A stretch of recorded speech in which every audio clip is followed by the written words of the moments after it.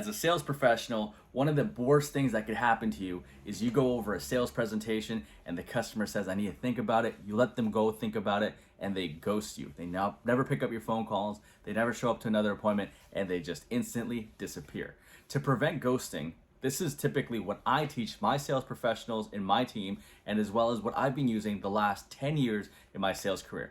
I let my customers know at the end of the presentation if they want to think about it, and I've gone over every single objection, and the only thing holding them back from making a decision is really thinking about it. I say the following things.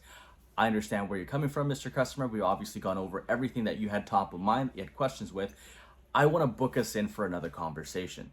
I'm available between 2 p.m. to 3 p.m. on Monday, or 6 p.m. and 7 p.m. on Friday. These schedules that I provide you are very limited because I need to be able to provide for my other clients as well. Which of the two schedules that I provided you can you see yourself committing to today?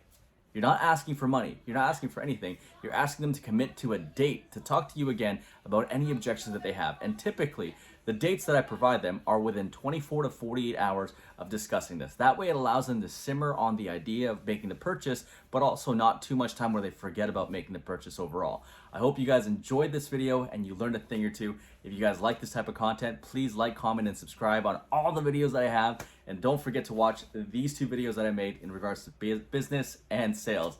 I'll see you guys in the next one.